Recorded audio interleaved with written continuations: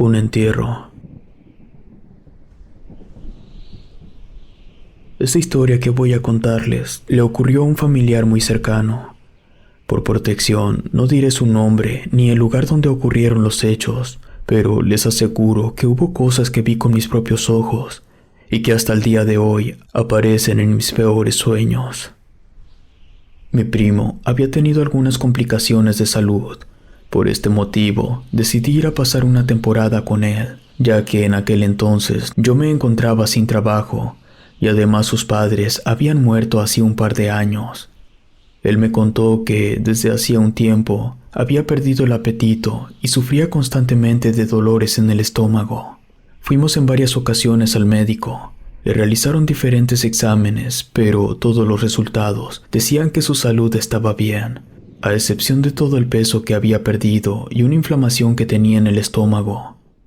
Después empezó a tener pesadillas extrañas sobre una niña que no tenía rostro. En sus sueños escuchaba gritos y sentía que alguien lo perseguía. A veces despertaba con morados o arañazos en su cuerpo. Nunca he creído en fantasmas ni en brujería, pero me preocupaba la salud de mi primo y quería ayudarlo. Durante el tiempo que estuve en su casa, me quedaba en una habitación que estaba junto a la de él. No tenía puerta, así que en las noches podía escucharlo murmurar entre sueños, y a veces me despertaba cuando, en medio de una pesadilla, él empezaba a mover las piernas como si estuviera luchando con algún ser invisible.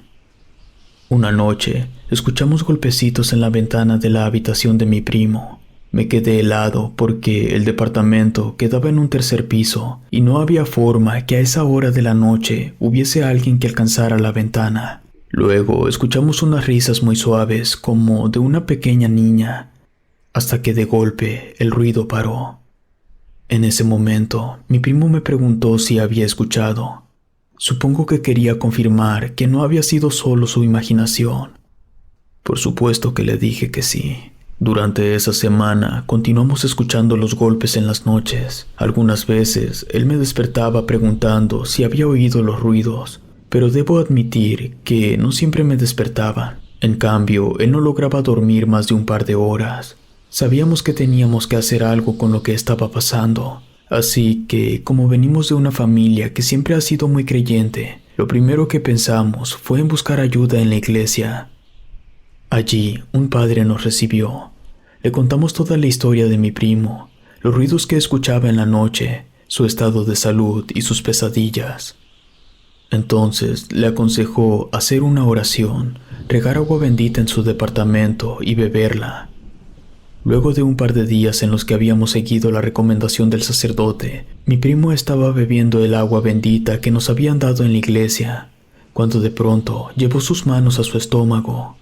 Su piel se tornó pálida, vomitó un líquido amarillento y maloliente, hasta que, finalmente, con una mueca de dolor, expulsó lo que parecía ser un sapo en estado de descomposición. Yo no podía creer lo que había visto. Lo ayudé a levantarse y a que se acostara en su habitación. Durmió por varias horas, y cuando despertó, me dijo que se sentía mucho mejor. El dolor que antes tenía en el estómago había desaparecido. Parecía que finalmente había funcionado, y pensábamos que los problemas habían terminado.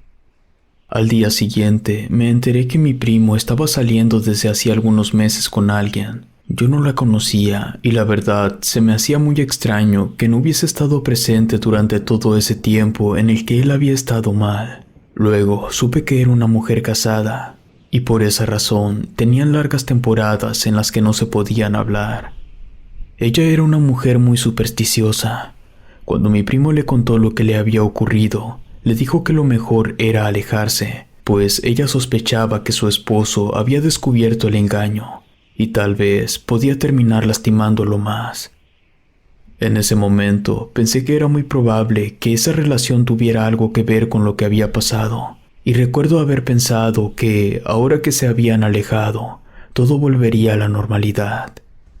Pero entonces, los ruidos y las pesadillas que atormentaban a mi primo durante las noches continuaron aún con más intensidad. Un día me dijo que le habían recomendado a una persona que podía ayudarlo. Estaba tan desesperado que contactó a un experto, un brujo, porque ya no tenía ninguna duda de que había sido víctima de alguna especie de magia negra. Y la verdad es que en ese momento yo también estaba seguro de eso. Fuimos al lugar que le habían recomendado a mi primo. Allí nos reunimos con un hombre viejo, que dijo estar dispuesto a ayudarlo. Después de escuchar toda la historia, nos confesó que esto era más común de lo que la gente pensaba. Había muchas personas dispuestas a ofrecer servicios de brujería y magia negra en la región. Muchos buscaban venganza, o a veces lo hacen simplemente por envidia. Le recomendó no ahondar mucho en quién había sido. Lo importante ahora era liberarlo de esa maldición. Sospechaba que lo que estaba pasando era causado por un embrujo que realizaba mediante un entierro, el cual se realiza con una especie de atado con cosas personales de quien se quiere afectar. Él sabía que el lugar más común para realizar esto era el cementerio, así que nos dijo que debíamos ir esa misma noche. Esa noche nos vimos como habíamos acordado. El viejo llevaba una especie de amuleto en sus manos, caminaba, se detenía y lo extendía de vez en cuando, mientras pronunciaba unas palabras. Unos rezos en una lengua que no pude distinguir. Al parecer, tenía el don de percibir presencias y lugares donde había brujería. Nos dijo que en ese cementerio se sentían demasiadas energías malignas. Habían hecho muchos rezos y rituales oscuros.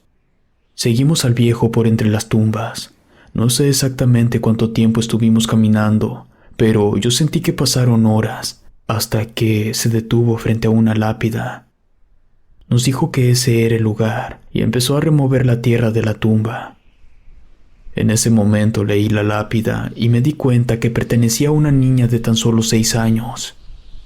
No entendía si el viejo planeaba acabar hasta desenterrar a la niña, y no podía evitar la sensación de que estábamos haciendo algo imperdonable, sin mencionar que tardaría horas en llegar hasta donde estaba enterrado el ataúd, pero tampoco me sentía dispuesto a ayudarle a acabar.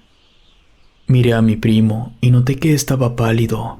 No pude descifrar si estaba aterrado o si estaba pensando lo mismo que yo.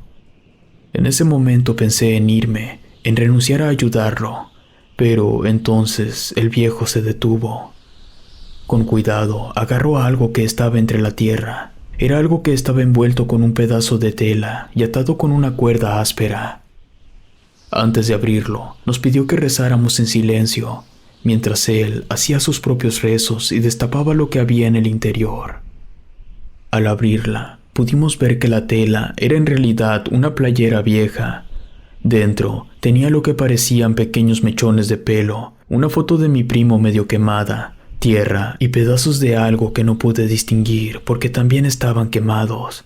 Además, las cosas tenían un olor extraño, como a cañería, y parecían cubiertas con una especie de líquido viscoso de color café. Mi primo reconoció la playera. Era suya.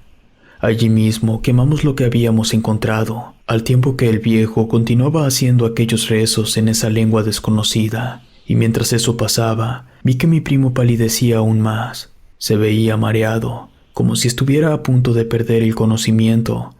Entonces el viejo se acercó a él, le entregó un amuleto y le dijo que debía cargarlo todo el tiempo, sobre todo durante las noches por los siguientes meses. Cuando salimos del cementerio, el viejo nos explicó que los ruidos que escuchamos de noche, las risas y los llantos que no nos dejaban dormir, procedían del espíritu de la niña. Alguien, solo por odio a mi primo, interrumpió su descanso eterno. Regresamos al departamento sin poder creer aún todo lo que habíamos hecho. Estábamos muy cansados. Recuerdo que mi primo me dijo que eso era todo. Si no funcionaba, no sabía qué iba a hacer con su vida. No soportaba más esa situación. La verdad, no supe qué más decirle, solo que intentara descansar y ya veríamos si el viejo tenía razón. Pasaron los días y ya no volvimos a escuchar ningún ruido.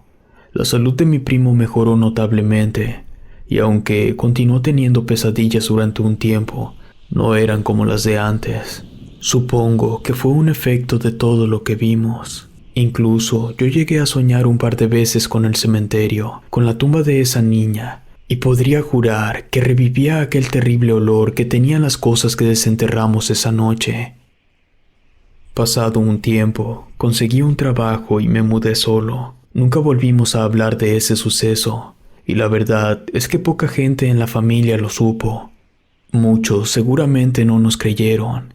Sin embargo, siempre pensé que la mujer casada con la que estuvo saliendo mi primo tuvo algo que ver. Tal vez ella no, pero sí su esposo. El caso es que nunca me atreví a preguntarle sobre eso. Luego supe que cuando mi primo mejoró, salieron por un tiempo. Supongo que a pesar de todo lo vivido, hay cosas que nunca cambian, pero yo nunca volví a ser el mismo. Si te gustó esta historia, suscríbete activando la campanita para que no te pierdas lo mejor de Rede. Gracias por escucharnos. Relato escrito y adaptado por Luna.